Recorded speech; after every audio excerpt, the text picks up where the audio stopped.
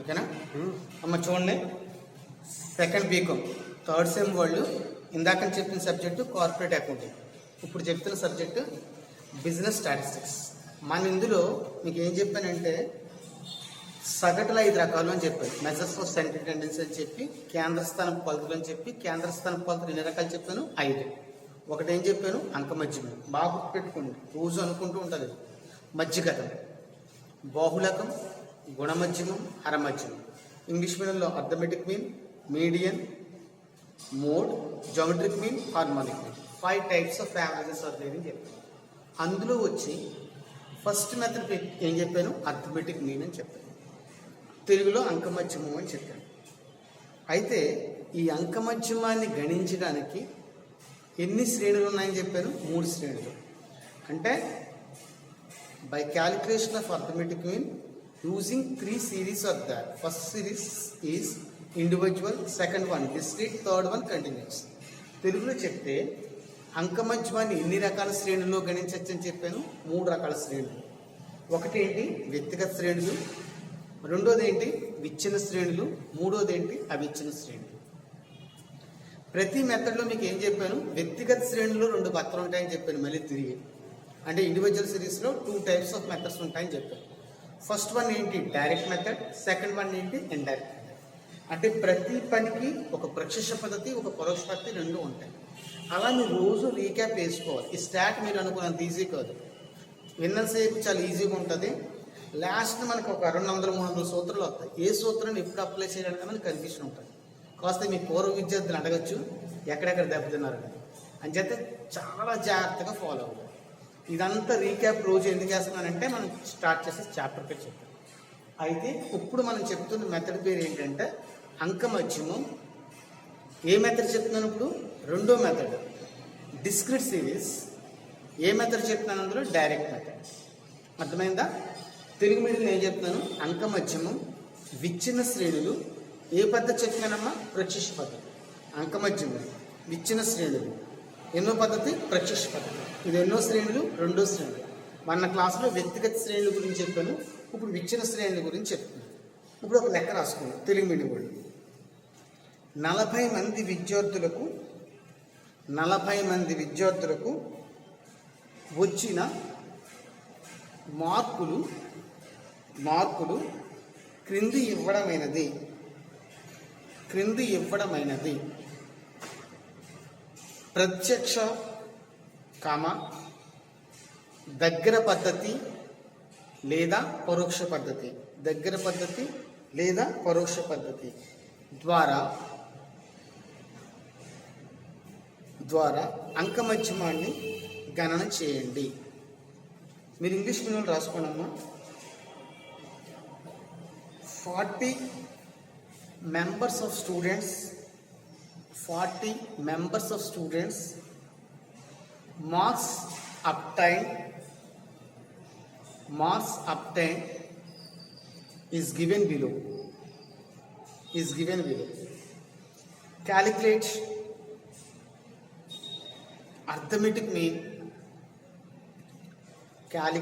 arithmetic mean by using direct method or indirect method or shortcut method. మీరు ఇలా కూడా రాసుకోవచ్చు. ఇలా కూడా చేసుకోవచ్చు, అలాగనే రాసుకోవచ్చు, ఎలాగైనా సమ్ రాసుకోవచ్చు. Under the following 40 members of students marks obtained by the given below. ఇది రాసుకున్నా బాగా ఓకేనా. ఫస్ట్ అడ్డంగా రాసుకోండి. మార్క్స్ ఫస్ట్ కాలం పేరేంటి? మార్క్స్ చెప్తున్నాను రాసుకోండి. అడ్డంగా మార్క్స్ అని చెప్పి ఎలా రాసుకోవాలి? మీరు అడ్డంగా రాసుకోవాలి. మార్క్స్ అని చెప్పి ఎలా రాసుకోవాలి? అడ్డంగా. 4, 5, 6, 7, 8, 9 అడ్డంగా రాసుకున్నారా? మార్క్స్ అని చెప్పి అడ్డంగా 4, 5, 6, 7, 8, 9. దాని కింద రాసుకోండి విద్యార్థులు. నెంబర్ ఆఫ్ స్టూడెంట్స్ అని చెప్పి 8, 10, 9, 6, 4, 3. నెంబర్ ఆఫ్ స్టూడెంట్స్ అని చెప్పి ఏం రాసుకోవాలి మీరు 8 10 9 6 4 3 అర్థమైందా? ఇప్పుడు వినండి, ఇది లెక్క. మార్క్స్ అంటే తెలుగులో మార్కులు, నెంబర్ ఆఫ్ స్టూడెంట్స్ అంటే తెలుగులో ఏంటి విద్యార్థుల సంఖ్య. హ్యాపీ. ఇప్పుడు మనం లెక్క చేస్తున్నాం చూడండి. సో ఇది జాగ్రత్తగా చూసుకోండి. ఎలా చేయాలి?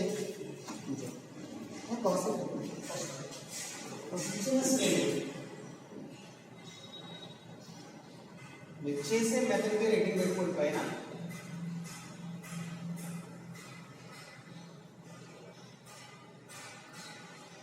ఫస్ట్ చేసే మెథడ్ పేరు ఎడిటింగ్ పెట్టుకోండి. ఇచ్చిన శ్రేణి అంక మధ్యమంలో చేస్తారు.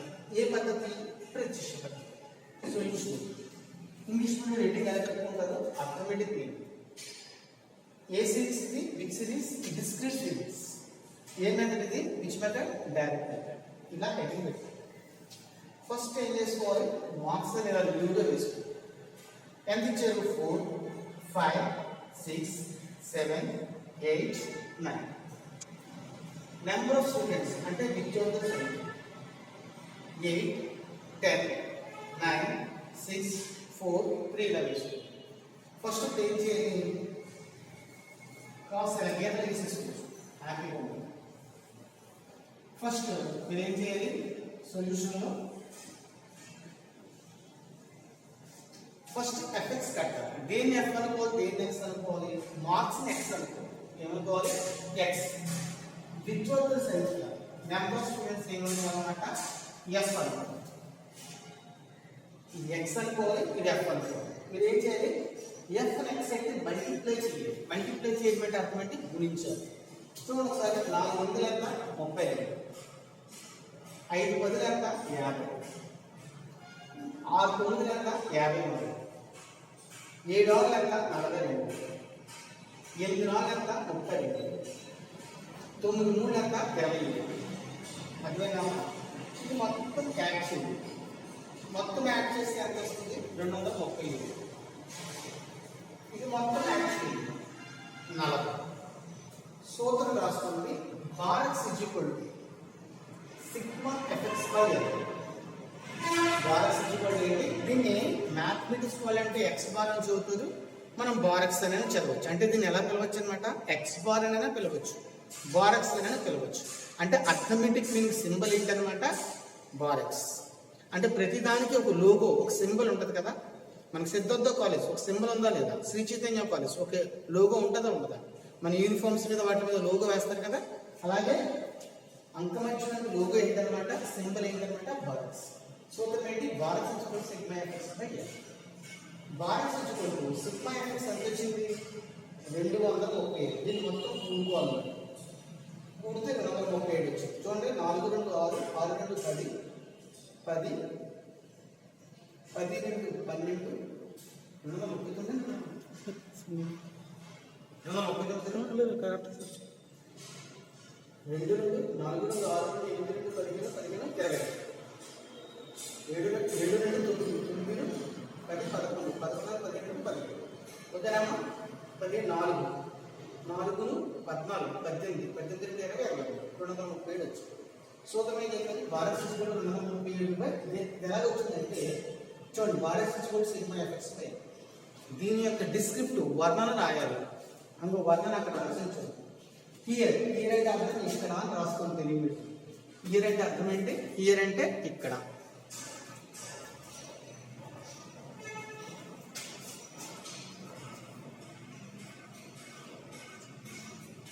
హియర్ అంటే అర్థం ఇక్కడ అని రాసుకోవాలి. సూత్రం ఏంటి? Bar x is equal to arithmetic meaning. తెలుగులో అంకమత్యం, తెలుగులో ఏం రాసుకున్నారు? అంకమత్యం. హియర్ అంటే అర్థం ఏం రాసుకోవాలి మీరు? ఇక్కడ. బారక్స్ ఈజ్ ఈక్వల్ టు అయితే అర్థమెటిక్ మీనింగ్, అంకమత్యం. నెక్స్ట్ ఏంటి? Sigma f x. Sigma f x is equal to sum of the products variables multiplied by the respect to frequencies. తెలుగులో ఏం చెప్పారన్నమాట? చలన రాశులను వాటి ఎదురుగా ఉన్న పౌనఃపున్యంచే గుణించగా వచ్చిన లబ్ధములు. అంటే నువ్వు చేసిన పని ఏంటి? చేసిన పని అక్కడ ఎవరికైతే రాశారు. చలనరాశులు అంటే ఇవి, పౌనఃపున్యం అంటే ఇవి. చలనరాశులను వాటి ఎదురుగా ఉన్న పౌనఃపున్యంచే గుణించుకోవచ్చిన దిస్ ఇస్ కాల్డ్ ఏంటంటే variables, this is called frequency. అంటే రెండు ఏం చేస్తామన్నమాట, రెస్పెక్ట్ అంటే ఒకదానికి ఎదుర్కోవాలి దాన్ని మల్టిప్లై చేసుకోవాలి. ఈజ్ ఈక్వల్ టు ఎంత వచ్చింది దాని answer 230. n is equal to ఏంటన్నమాట, టోటల్ ఆఫ్ ఫ్రీక్వెన్సీ. తెలుగులో ఏంటి, పౌనఃపున్యం మొత్తం. ఓకేనా? ఇప్పుడు మీరు కింద ఏం రాసుకోవాలని చెప్పాను, కింద ఒక ముక్క రాసుకోండి, తెలుగు మీడియం ఇంగ్లీష్ మీడియం అనుకోండి. పై విలువలను ఎప్పుడు కూడా ఈ పాయింట్ రాయాలి మీరు. పై విలువలను సూత్రంలో ప్రతిక్షేపించక, పై విలువలను సూత్రంలో ప్రతిక్షేపించక. ఇంగ్లీష్ మీడియంలో ఏం రాయాలంటే by substituting the values in the above formula we get, by substituting the values in the above formula we get. చూడండి, వారస్ సిగ్మా ఎఫ్ వాల్యూ ఎంత వచ్చింది, we got 237. n వాల్యూ ఎంత వచ్చింది, 40. 237 40 పెట్టి భాగిస్తే ఎంత వస్తుంది, 5.925. this is called answer అన్నమాట. వారస్ ఎంత అన్నమాట, 5.925. ఇది ఏ మెథడ్లో చేసాం, డైరెక్ట్ మెథడ్లో చేసాం. ఇప్పుడు దీన్నే మళ్ళీ ఇండైరెక్ట్ మెథడ్లో చెప్తాను చూడండి ఒకసారి.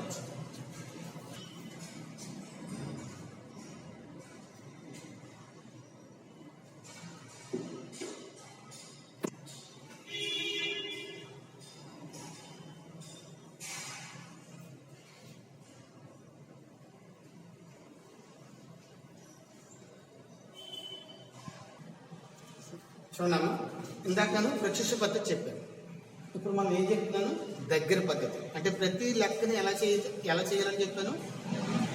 ఒకటి డైరెక్ట్ మెథడ్, రెండోది ఇండైరెక్ట్ మెథడ్. ఇప్పుడు చెప్పింది ఏంటి, నేను డైరెక్ట్ మెథడ్. ఇప్పుడు చెప్పబోయేది ఏంటి, ఇండైరెక్ట్ మెథడ్.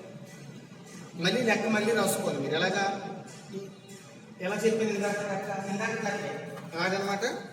40 మంది విద్యార్థులకు వచ్చిన మార్కులు ఈ క్రింది ఇవ్వడమైనది దగ్గర పద్ధతి ద్వారా అంక మధ్యమం కనుక్కోండి రాసుకోవాలి.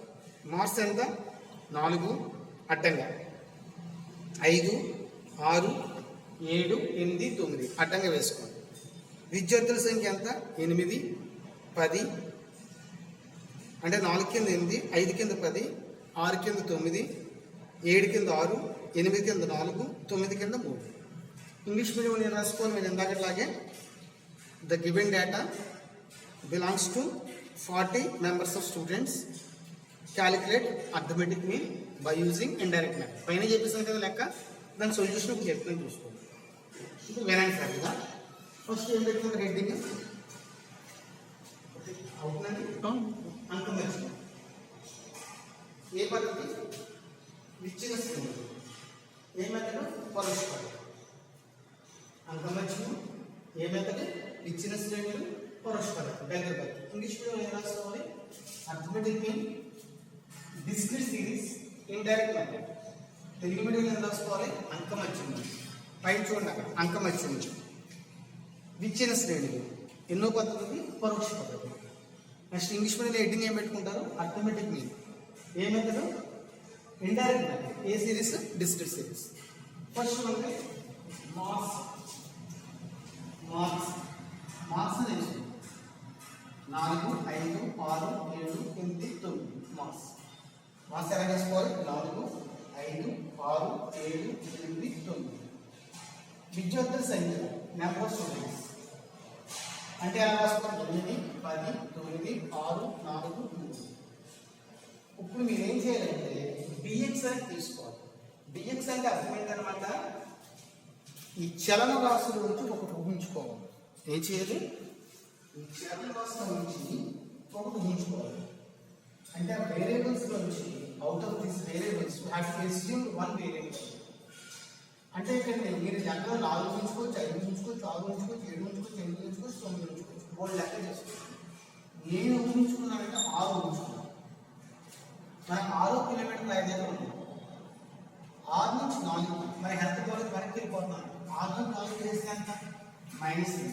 6 నుంచి 4 చేస్తే ఎంత, -8. 6 దగ్గర ఉన్నాం, 4 కిలోమీటర్లు అంటే వెనక్కి వెళ్ళిపోయింది, -8. 6 నుంచి 5 చేస్తే ఎంత, -1. ఆరు నుంచి ఏం చేస్తే ఎంత మైనస్ 6 దగ్గర మనం ఊహించుకున్నదాన్ని ఏం పెట్టాలన్నమాట 0 పెట్టాలి 6 నుంచి 7 అంటే ఎక్కడికి వెళ్తాం అంటే ఏం చేయాలి 1 నెక్స్ట్ 6 నుంచి 8 ఎంత అనమాట 2 6 నుంచి 9 ఎక్కడికి వెళ్ళాలి 3 అర్థమైందా డిఎస్ ఎలా తీసుకోవాలి 6 తీసుకున్నాం 6 నుంచి 4 తీసేస్తే ఎంత -2 6 నుంచి 5 తీసేస్తే ఎంత -1 6 మనం ఊహించుకున్న కడితే 0 పెట్టుకోవాలి 6 నుంచి 7 ఎదరికి వెళ్ళాం +1 6 నుంచి 8 ఎదరికి వెళ్ళాం +2 6 నుంచి 9 ఎదరికి వెళ్ళాం +3 అలా డిఎక్స్ పెట్టాలి తర్వాత ఏం చేయాలంటే FDX అంటే F ని DX అయితే మల్టిప్లైస్ ఉంది F ని DX తో గుణించాలి 8 చూడలేదమ్మా 16 అది మైనస్ సైన్ ఉంది కాబట్టి మైనస్ అయింది 10 ఒకటి ఎంత 10 9 సున్నా ఎంత 0 జీవన ఎంతో మల్టిప్లై చేస్తే అంతే వస్తుంది 6 ఒకటి 6 4 మూడు ఎంత 8 3 మూడు ఎంత 9 అంటే ఏం చేశాను నేను మనకు వచ్చిన డిఎక్స్ ని పౌనఃపున్యంతో గుణించాను ఫస్ట్ కాలంలో ఏముంది -2 ఉంది -2 దేంతో గుణించాను 8తో గుణించాను 8 2 ఎంత 16 8ని 2తో గుణించాను 10 ఒకటి ఎంత 10 -1 కట్ -9 సున్నాలు ఎంత 0 6 ఒకటి 6 4 మూడు ఎంత 8 3 మూడు ఎంత 9 ఇలా చూడండి మైనస్ వాల్యూ ఎంత వచ్చింది 26 ప్లస్ వాల్యూ ఎంత వచ్చింది 23 తీసేస్తే ఈ మైనస్ 2 కలిపితే 25 ప్లస్ అంటే ఏంటి 8 14 14 9 23 తీసేస్తే -3 ఎక్కువ ఉంది 20 రూపాయలు అప్పు వస్తే 20 రూపాయలు ఆస్తుంది అంటే మనకు 3 రూపాయలు అప్పు సూత్రం చూసుకో bar is equal to or x bar equal to a plus sigma FGX by n సూత్రం ఏం చెప్తున్నాను bar is equal to a plus sigma FTX by n ఇక్కడ దాని డెరివేషన్ మళ్ళీ రాయాలి వివరణాలు రాసుకోవాలి వివరణ here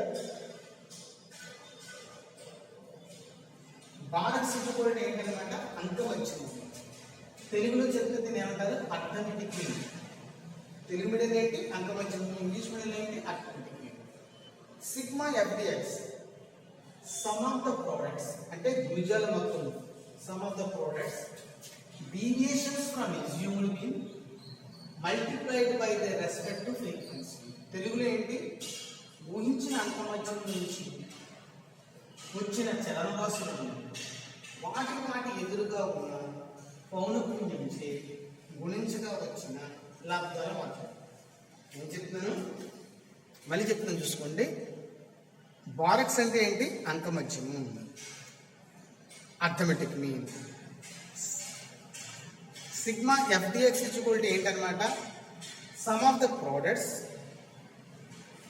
deviations from assumed mean multiplied by their respective frequency అంటే తెలుగులో అర్థం ఏంటన్నమాట నువ్వు 6 నుంచి ఊహించుకున్నావు కదా ఈ ఊహించిన అంకమత్యం నుంచి 6 ఊహించుకున్నావు కదా ఆ ఊహించిన అంకమత్యం నుంచి వచ్చిన చలనరాశులను అంటే -2 -1 0 1 2 3 అలా వచ్చాయి కదా వచ్చిన చలనరాశులను వాటి ఎదురుగా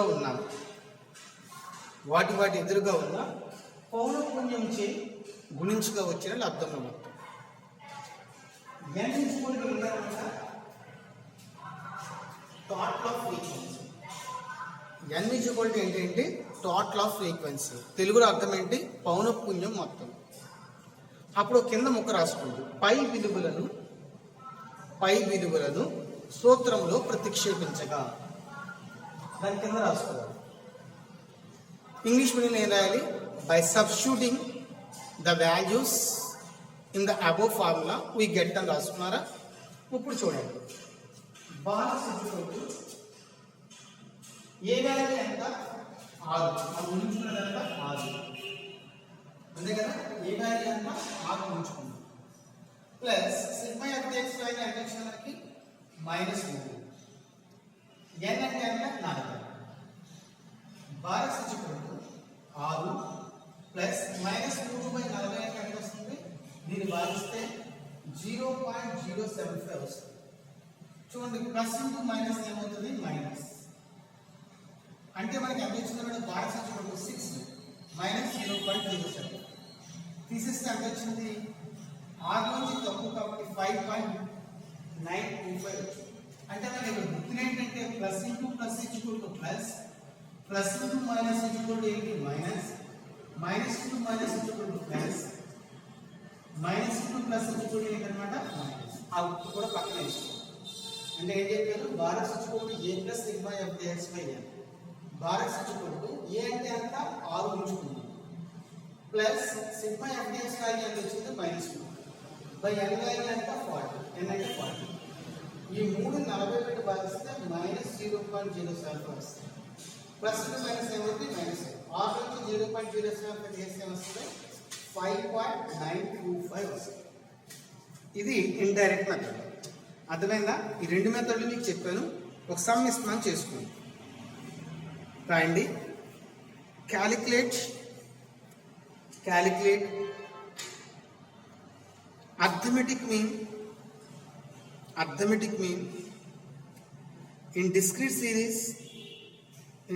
series by using direct method and indirect method. Telugu రాసుకోండి. దిగువ ఇచ్చిన దత్తాంశం నుంచి అంకమధ్యమాన్ని ప్రత్యక్ష మరియు పరోక్ష పద్ధతిలో గణించండి. అడ్డంగా వేసుకోండి. చలరాశి ఇంగ్లీష్లో వేరియబుల్ VARIABLE 1 అడ్డంగా 2 3 4 5 6 7 8 9 వేసుకున్నారు. అలాగా పౌనఃపున్యము 1 తిన్నంగా 2 అలా వేసుకోవాలి. 1 తిన్నంగా 2 2 కింద 60 3 కింద 101 4 కింద 152 5 కింద 205 6 కింద 155 7 కింద 70 8 కింద 40 9 కింద 1. ఈ లెక్కను మీరు ఏం చేస్తారంటే డైరెక్ట్ మెథడ్లోను ఇండైరెక్ట్ మెథడ్లోను చేయండి. అయితే ఇక్కడ మనం డైరెక్ట్ మెథడ్ని ఎలా గమనించాలి, ఎలా కనుక్కోవాలి, how to identify the direct method. ఇలా వినండి. మనం అంకమధ్యమంలో ఎన్ని శ్రేణులు ఉన్నాయని చెప్పాను? వ్యక్తిగత శ్రేణులు, విచ్ఛిన్న శ్రేణులు, అవిచ్ఛిన్న శ్రేణులు. అంటే అంకమధ్యమంలో వ్యక్తిగత శ్రేణులు ఎలా కనుక్కోవాలి, how to identify the individual series. అంకమధ్యమంలో విచ్ఛిన్న శ్రేణులు ఎలా కనుక్కోవాలి, how to identify the discrete series అని మనం క్లారిఫికేషన్ తెలుసుకోండి. ఇప్పుడు ఇండివిజువల్ సిరీస్ ఎలా ఉంటుంది అంటే వరుస సంఖ్య అంశం అని ఉంటుంది. లెక్క ఎప్పుడు కూడా ఏముంటుంది? సీరియల్ నెంబర్ అంశం అని ఉంటుంది. దాన్ని వ్యక్తిగత శ్రేణులు అంటారు. నేను చెప్పాను మీకు లెక్క. లేదా ABCDF అలా ఆటలు ఉంటాయి. దానికి ఒక పక్కన అంశం ఇస్తారు. దాన్ని వ్యక్తిగత శ్రేణులు అంటారు, ఇండివిజువల్ సిరీస్ అంటారు. మరి విచ్ఛిన్న శ్రేణులు ఎలా కొనుక్కోవాలి? ఒక అంశము మార్కులు కానీ లేదా జనాభా కానీ ఏదో ఒకటి ఇస్తారు.